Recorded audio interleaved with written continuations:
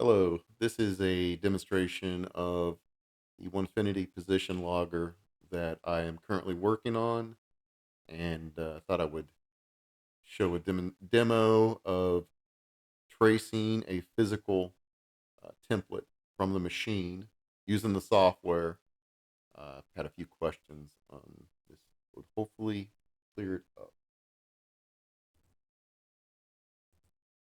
So when you first start up the program, this is what it will look like. The IP address of your Onefinity CNC, and you'll need to input that there.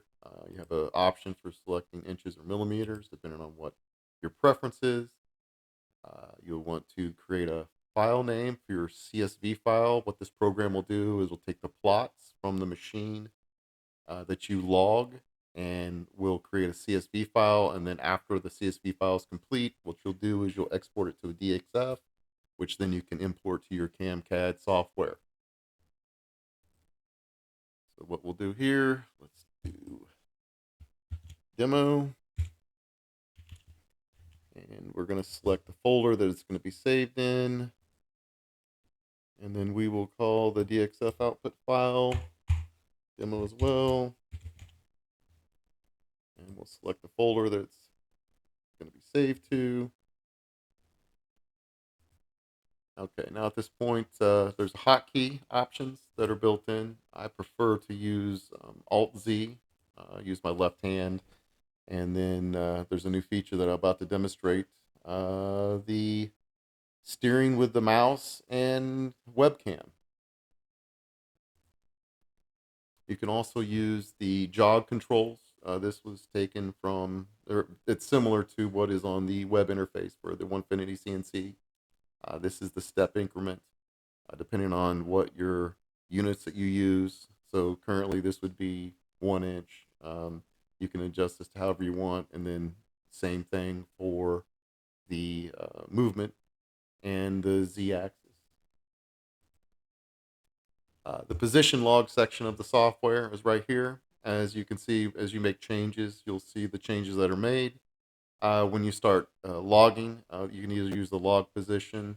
I'm probably going to end up moving this around somewhere. The location of the GUI is just not very useful, but I tend to use the Alt-Z function to log the positions. And one thing that's kind of nice is if you don't want to use this, and then if you don't want to use the video control option that I'm about to demonstrate, you can use your controller that comes with the Onefinity, and that with the hotkey. I actually sit in my office. It's just probably 30 feet away from the machine. I can still use the gamepad controller to control the Onefinity to trace the template. This lower section is the polyline preview, and as you see when I start demonstrating, this area will actually give you a live plot of each position that you log. The positions will show up here, and it will show up in this area as well. It's just something I found to be more useful or user friendly when trying to, if you forget if you hit the log button, or if you're concerned that the log position didn't take, you can actually compare the current position to your last log, and if they match, then you know that you have logged that position that you're at. You can move to the next one.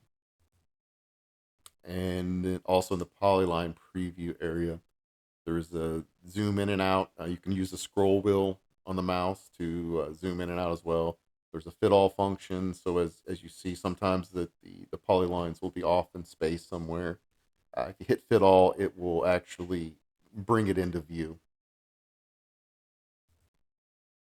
So one thing I decided to add was the video from. I had the webcam that's on the machine. I built a little easy, quick mount. It's just a cheap webcam. I'm assuming most people know how to use the VCarve or Aspire or whatever CAD software you're using to design something to hook up a mount. The mount goes to my dust boot holder so that it actually points at the bit. So let me go ahead and demonstrate that real quick. So we hit start video. So this is going to bring up the video of off the webcam from the CNC.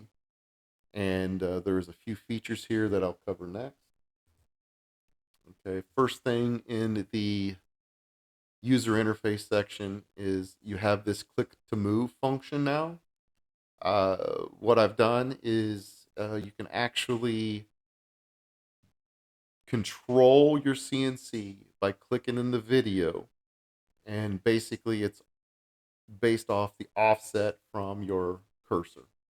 So if you notice right now, we'll click right here, I'm going to drive the machine over.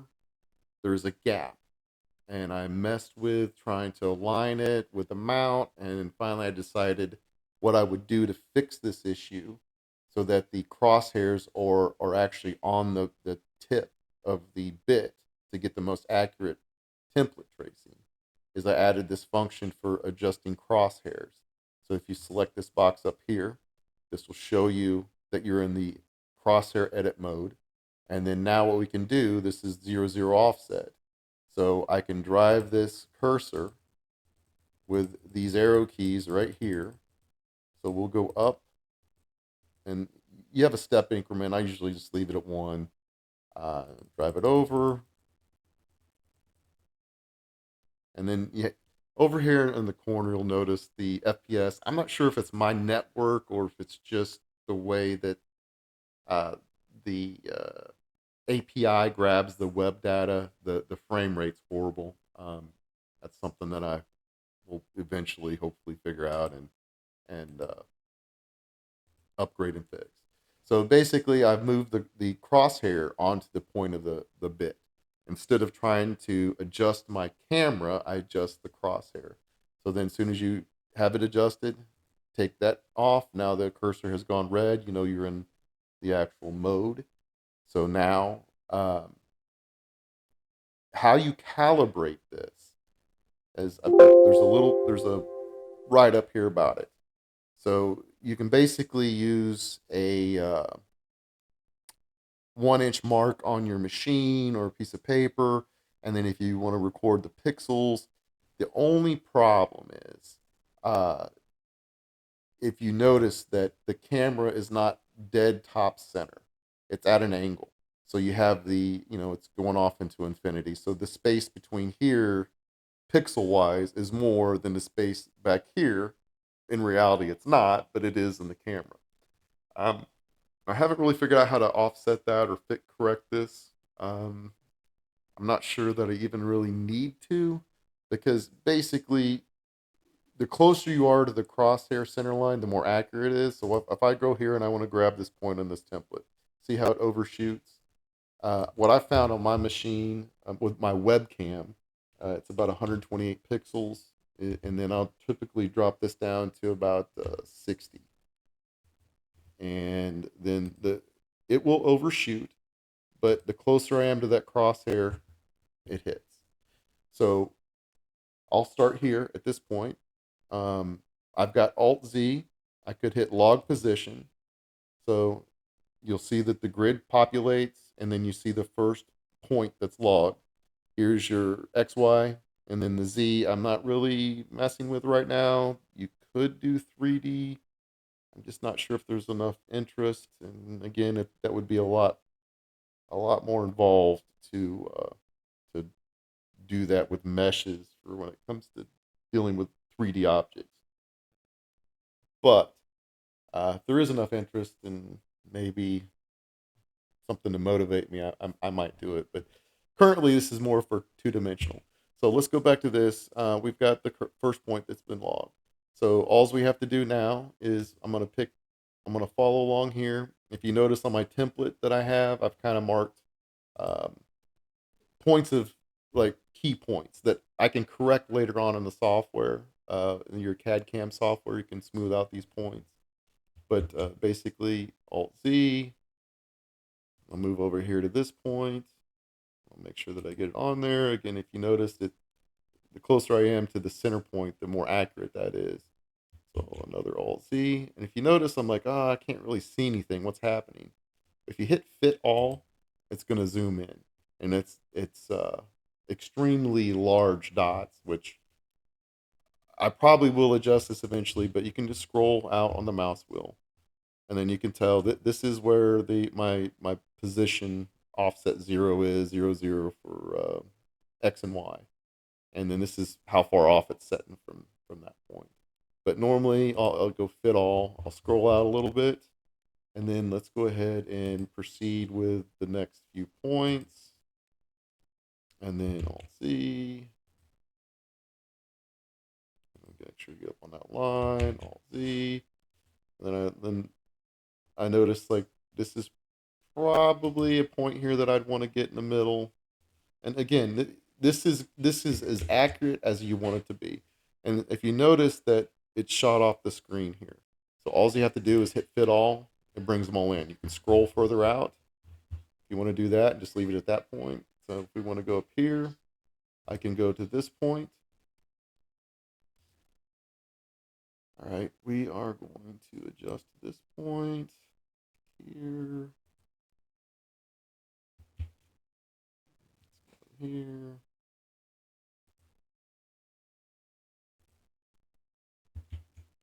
And what this is going to do, the reason I decided that I wanted to do this is I have a buddy that has a boat that he's wanting sea deck in. And talking to him, and after I'd done some tools where, take the photo, you scale the photo.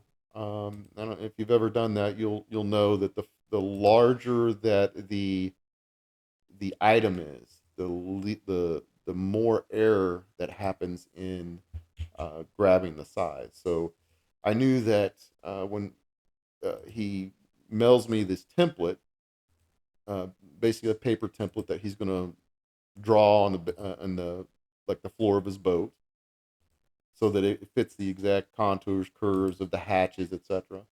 I can then digitize it based off that template. And then what I can do, and I explained to him, is then you can use a drag knife. I can actually cut the digitized version on the paper on a new sheet, and then mail that to him or get that to him, and he can actually test the fit before we cut into the EVA foam, C deck, whatever we're going to end up using. Because if you price that, you'll know that it's not cheap. And this is just in my head an easier way of accomplishing the actual fit of panels. Now I know a lot of the higher end machines, CNCs, has a uh, ability to jog and log. I initially was thinking of just basically writing this down, and this whole thing has kind of evolved as I was playing with the different APIs and possibilities or features that would fit or work with this. It's kind of went from a basic um, logging it to creating a CSV file that would convert to the DXF, which would, and actually have the fill in the polylines in the software, so that you don't have to, take photos, resize, and then you find out after you cut the piece, and you've spent, you just wasted, $50 worth of EVA foam because you found out that it's a half inch off from your photo because it didn't scale exactly right. And to me, this just is a lot simpler. Um, it might take a few minutes, but once you get this down, and especially like the template that I have is from it's actually from the Wood Whisperer. It was a plywood, laminated plywood folding bench that he had, that you could print off the paper templates, and then you would cut the paper template and put it on this plywood, and then you could use it to route it out the pieces. So as you can see, the more samples that you take of the actual template, the more accurate it's going to be in the shape, and the less that you have to do in your CAD CAM software. But most of these you're just looking to get it to fit close, and the panels that you do, like, in for what I'm trying to do for EVA foam and in boats, um, this will definitely give me a more accurate representation of what those panels look like. So I'm going to go ahead and pause this, and I will do a few more plots. I'll finish plotting this piece out, and then I'll come back. Okay, I came back. I just wanted to show you too. This, it was a little tedious there for those curves, and I was, taking more plots for that. But if you get onto actual straight pieces, you know, actual straight edges, um, you don't have to take as many samples. It's gonna fit accurate without having to take 100 samples every quarter inch or whatever. So, and that's what you'll see. What you'll want to do if you do decide to use this is you'll want to get marks along the template and use those as reference points, from the actual physical template where you want to take your measurements. Um, I think I was talking earlier about the higher end machines have the ability of probing, and the Onefinity Buildbotics does not, that I have found. This was something that I wanted to create to simplify it, and I'm not sure if, and somebody may be able to help me with this, if the other controllers, the newer, like the red line and the other controllers that are being used now with the Onefinity, or the option that you can have with the Onefinity, if they have the ability to plot. If they don't, and there is a web interface, which I don't have one, so it's hard to kind of uh, write code for something that you don't have. At least for me, I mean, it could be done, but it would just be very time consuming. And not having the actual controller that is used, the motivation's not there. So if anybody does have the newer controllers, they could let me know, like, message or leave a comment that it does or does not have a web interface and you can control it remotely from a web browser. That would be great. And I'm coming back real quick. You'll notice there are some issues, and I believe it has to do more with my network than the program, just from the way that the Wi-Fi is connected, and I'm not directly connected to the machine. But you will every once in a while get this. It's not a big deal. You just start the video again. Comes right back to where it is. All your settings, crosshairs are still there, and then just continue on with plotting your template. All right, so I'm getting back to the origin point where we started. And if you notice, if you look down in the preview area, fit all, there's still a gap there. So I'll try to bring it back to that same point. I'll always try to start at a start and finish close to the point that I began for doing the templating. And that is it. That has basically drawn this template out. There is another area of here. So, for instance, if you had a panel that had another, like a hole or something in the middle. So here's an example of that. And then you will have to correct for the movement to your start point. You'll see in the preview area that there is a extra line that will be there. So I'm going to pick this point here to start, and same as I just keep going. I log that point, and if you see, this is that extra line. It's no big deal. You can easily remove that and correct it in your CAD CAM software. So same deal here. And this is a smaller, tighter radius. So I will take more, typically more samples on curves, and kind of starting to figure out that it doesn't really need to have, for what I'm doing, it does not require so many uh, samples for the polylines. I can actually get uh, a good gauge of the curve of the actual template, and then what I'll do in the software is I'll actually use uh, either the Bezier curve or arc or circle to make the actual smooth, smooth curves for better machining.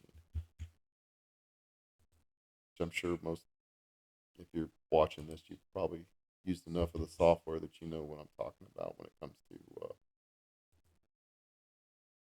too many straight lines instead of actual curves in the G code. And that finishes it up. That's the full trace of the template. I guess it took 11, 11. If you go back to the beginning and with recording and everything else, it appears that started around, so that was approximately 14, 15 minutes, or 7, 11, maybe closer to 18 minutes total for doing a template. And the larger the item, the more straight points that you have, um, you wouldn't need as many samples. It doesn't take as long. Also, it may be more beneficial if you have a lot of straight lines using the actual step command. So that does, if you you set the template on your wasteboard, and I have grid lines on mine, which I think most people do. If you line up with a grid line on one of the straight edges, and then you can kind of base that off of the rest of your uh, sample points. So back to where the final part. So you have drawn this. The CSV file has been created. Every point has been logged. All you have to do now is create the DXF file. You hit this button right here. It created a DXF file. It wrote to the location that you selected here. The only thing left to do is open up Aspire, VCarve, Carveco, whatever your CAD CAM software is that you can import DXF files, and it will look just like you see in the preview. This line will be here. It's simple. You just delete it, and then you go and use the software to smooth out these lines, and then put straight lines where they need to be straight lines. And that is the demonstration for the Onefinity Position Logger. This is the Billbotics version. And if you could leave a comment and let me know if you do have a controller that's not the Billbotics and it does have a web interface, I would really like to know that to see if I could maybe modify uh, this program to work with other controllers that, if especially if they don't have the ability to plot. There's a few features with the camera, driving it with the camera. Also, the preview, you can see what your template's looking like as you're drawing it. I don't know if a lot of these other software or these other programs have that ability, but this is the probably about the fourth version I've gone through, and I'm still making updates as I see things that, as I use it and see things that I want to add. So, thanks for your time.